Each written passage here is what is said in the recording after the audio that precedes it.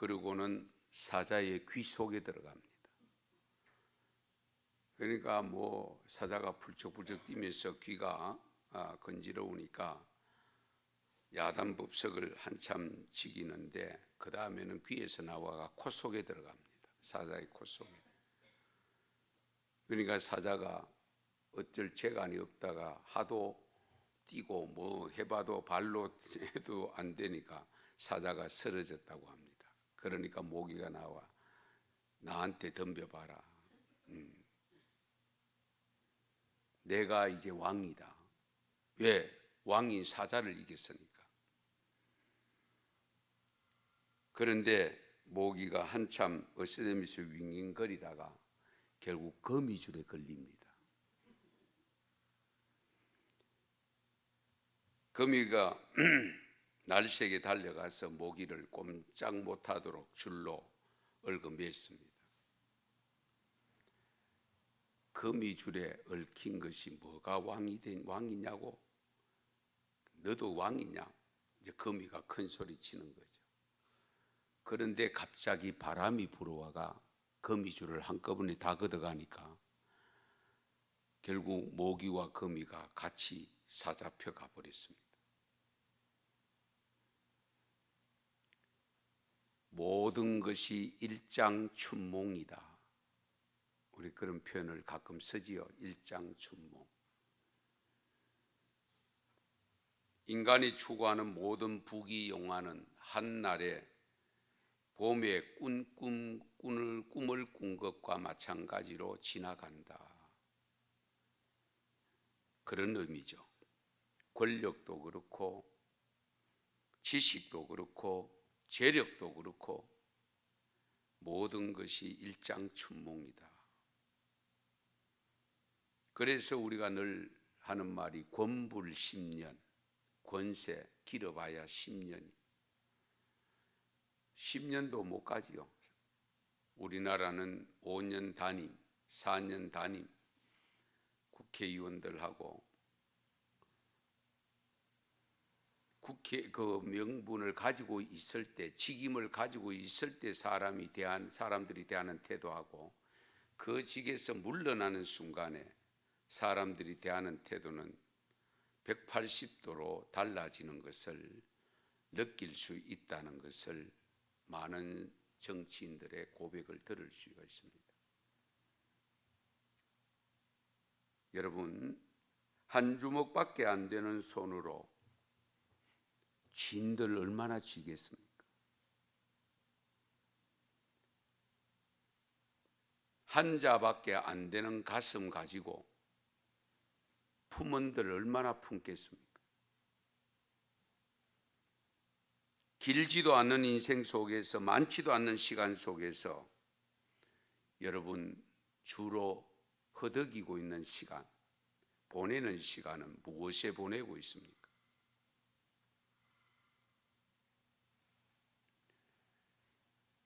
흔히들 말합니다. 오는 세월 막을 수 없고 가는 세월 붙잡을 수 없다. 오는 세월 막을 수 없고 가는 세월 잡을 수 없다. 원통의 눈물을 거두시고 통곡의 애환도 버리셔야 됩니다. 예. 녹는 애간장이 있을 때에 흐르는 강물에 던져버리시고 타는 목마름이 있을 때에 오히려 주님의 은혜로 씻어내십시오. 예. 주님의 은혜로. 피는 꽃이 예쁘다 한들 며칠 있으면 져요? 화무는 11홍이야. 화무는 11홍. 열흘이면 집니다. 예. 100일 간다고 해서 100일홍이 있기는 합니다만은 대부분의 꽃들은 화무는 11홍. 바람의 자락은 숲을 흔들고 머물지 않지만 구름이 흐르고 강물은 멈추지 않습니다. 모든 것은 시간 속으로 흘러갑니다. 머물지 않지요. 되돌릴 수도 없습니다. 그래서 우리 인생도 우리의 삶도 마찬가지다. 천년 만년 살 것 같이 살잖아요. 천년 만년 살 것 같이. 그러나 움켜쥐고 천하를 호령했던 그 모든 것 얼마 못 가면 내려놔요. 아무리 세도가 있는 권세라도 10년이면 내려놔야 돼요. 역으로 아무리 파란만장한 삶도 스쳐 지나갑니다. 그 삶이 끝까지 되는 경우가 거의 없습니다.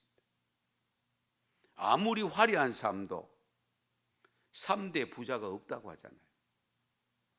3대 부자가 없다. 예.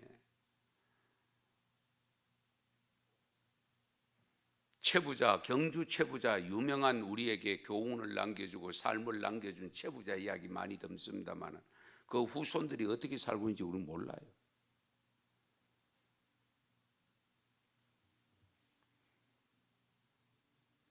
유다의 왕이 태어났다는 소식을 들은 대헤롯이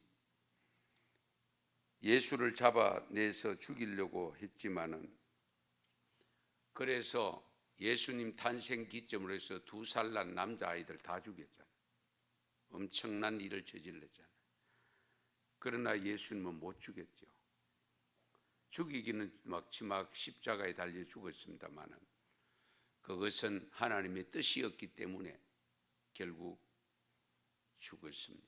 그러나 부활하셨습니다.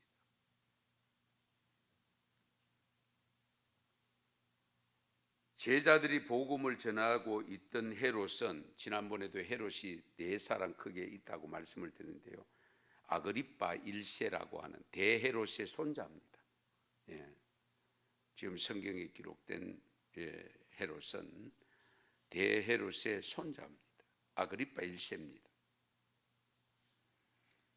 이 헤롯이 야고보를 칼로 죽이고 베드로를 옥에 가두고 베드로도 죽이려고 했다가 하나님이 거기에서 벗어나게 만들었잖아요. 감옥에 있을 때에 보초병이 그렇게 시퍼렇게 눈을 뜨고 보초를 쓰고 있음에도 불구하고, 쇠고랑을 쳐놨음에도 불구하고 다 끌리고 그 보초병들을 다 눈을 감기고 베드로를 풀어놨잖아요. 예. 베드로를 찾아보니까 찾을 방법이 없습니다. 그 베드로가 기도하고 있던 사도들에게 나타나서 자초지종을 이야기하고는 어디론가 사라져버리고, 그래서 헤롯이 보초병들을 다 죽이는 사건이 발생합니다. 그런 가운데서 오늘 본문 20절 보시면 헤롯이 두로와 시돈 사람들을 대단히 노여워하니 그들의 지방이 왕국에서 나는 양식을 먹는 까닭에 한 마음으로 그에게 나와 왕의 침소 맡은 신하 블라스도를 설득하여 화목하기를 청한지라. 이 두로와 시돈 지방 사람들이 결국은 이 헤롯이 있는 그 지역의 양식을 구입해서 살고 있다는 겁니다. 그러니까 어쨌든 헤롯에게 잘 보여야 되겠죠. 그럼에도 불구하고 이 두로와 시돈 사람들이 헤롯에게 못마땅한 면이 있었는데 그 면이 어떤 것인지 구체적으로 기록을 하지 않고 있습니다. 그래서 잘 지내자고 화친 조약을 맺으려고 두로와 시돈 사람들이 온 거예요. 예. 그 화목하기를 청했는데 헤롯이 나를 택해서 아마 조약을 맺자고 했던 것 같아요. 그러니까 사람들이 모이니까 일장 연설을 한 겁니다. 헤롯의 연설을 듣던 사람들이 헤롯의 연설을 어떻게 듣는가 하니까 오늘 말씀해 보시면 백성들이 크게 부르되 이것은 신의 소리요 사람의 소리가 아니라, 상당히 영향력 있는 연설을 했다는 겁니다. 그런데 중요한 것은 헤롯이 영광을 하나님께 돌리지 아니하므로, 헤롯이 하나님께 영광 돌릴 사람은 아니죠. 사실은. 그렇죠? 그러니까 헤롯이 자기가 이런 엄청 권자를 가지고 있고, 지금 유대 백성들은 어디입니까? 이스라엘 백성들은 하나님을 섬기고 있다는 걸 알고는 있잖아요. 그렇죠? 그러면 그 권리를 가지고 조금 배려를 해서 이스라엘 사람들이 양식 구하러 왔을 때 흔쾌히 주고, 들어와 시도사람 왔을 때 주고, 그러면서 선정을 베풀었으면 참 좋을 텐데, 자기가 연설하니까 사람들이 신의 소리로 받아들이고 막 축해 세우고 올리고 하는데 하나님께 영광을 돌리지 않았다.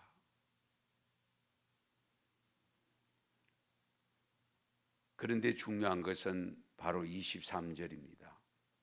헤롯이 영광을 하나님께 돌리지 아니하므로 주의 사자가 누구죠?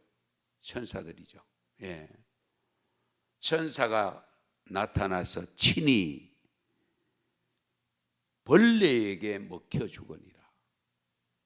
벌레. 무슨 벌레일까? 이것도 구체적으로 밝히지 않습니다.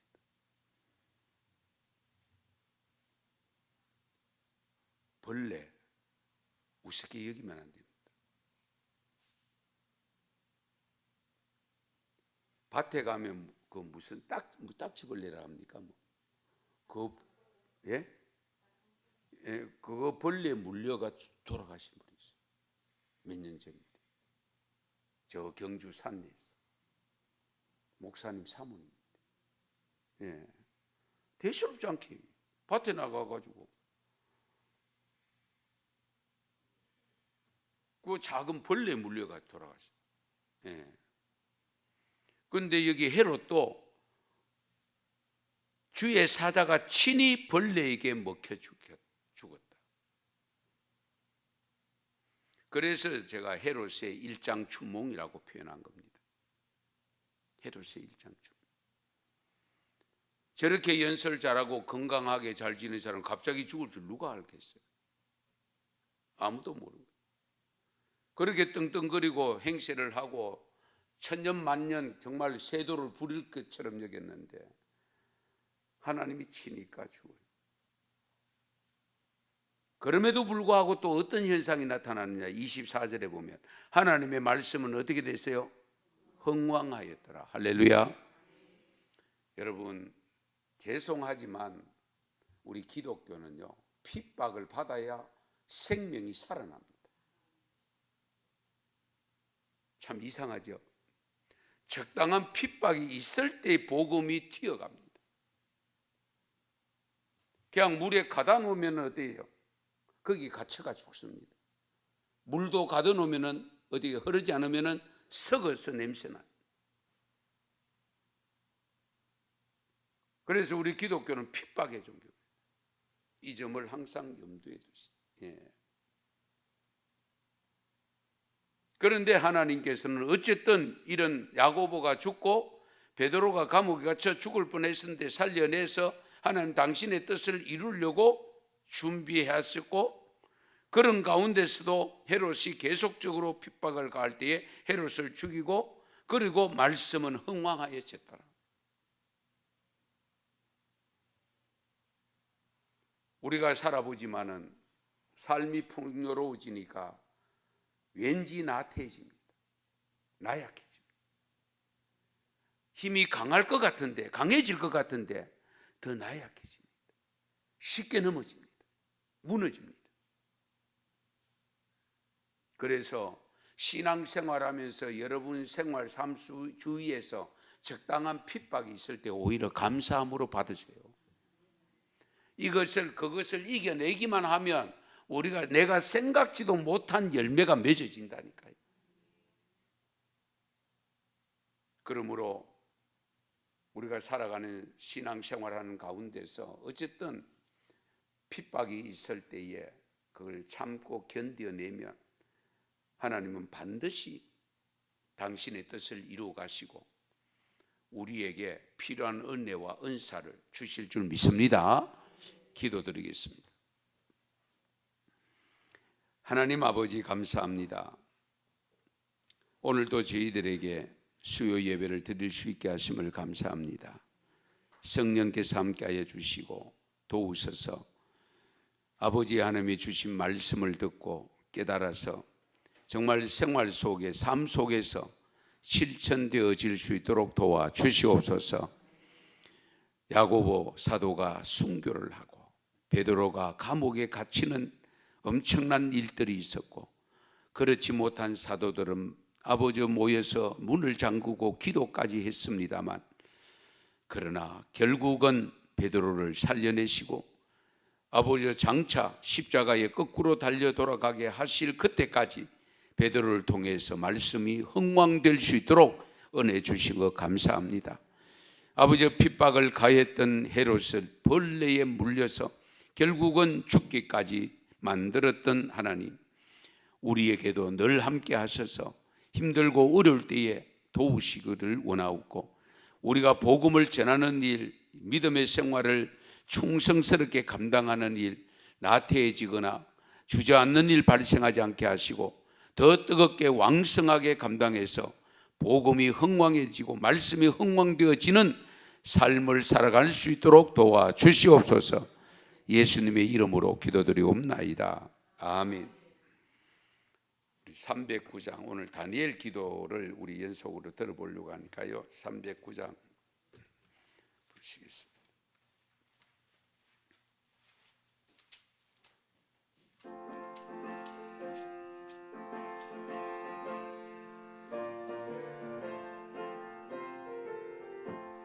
목마른 내 영혼 주가 이미 허락하 그 귀한 영생수 주여 갈망합니다. 그 약속 따라서 힘써 간구하오니 오 주여 내 기도 어서 들어주소서. 예수의 사랑 예수의 사랑 바다 물결같이 내게 임하니 영광의 물결에 온전히 사여서 내 영혼의 기쁨 한량없도다. 주 내게 약속한 건비 내려주시려 은혜의 적으로 건너편에 떠올라 그 귀한 징조가 내게 밝히 보이니 나 힘을 다하여 주께 간구합니다. 예수의 사랑 예수의 사랑 바다 물결같이 내게 임하니 영광의 물결에 온전히 사여서 내 영혼의 기쁨 한량없도다. 은혜의 소낙비 지금 흡족히 내려 구원의 건강물 흘러차고 넘쳐서 내 주한 모든 죄 모두 씻어버리니 나 지금 은혜를 충만하게 받았네. 예수의 사랑 예수의 사랑 바다 물결같이 내게 임하니 영광의 물결에 온전히 사여서 내 영혼의 기쁨 한량없도다. 거차고 넘치는 주의 은혜의 물결 힘차게 밀려와 내게 만족합니다. 오 할렐루야로 주를 찬송하오니 내 마음의 기쁨이 항상 충만함이라. 예수의 사랑 예수의 사랑 바다 물결같이 내게 임하니 영광의 물결에 온전히 사여서 내 영혼의 기쁨 한량없도다. 할렐루야. 돌아오는 주는 추수감사절입니다. 감사절로 지키니까 그렇게 하시고 또 혹시 강단에 올릴 헌물하실 분들 농사 지은 것이 있거나 하신 분들은 우리 예배위원장에게 말씀드려서 할 수 있도록 헌신할 수 있도록 그렇게 하시고 오후 찬양 예배 때는 우리 찬양 축제가 열리게 됩니다. 구역별로 찬양을 준비하고 있습니다만은 여러분들 위해서 기도 많이 해주시면 감사하겠고요. 감사가 회복되는 기회로 삼으시면 좋겠습니다.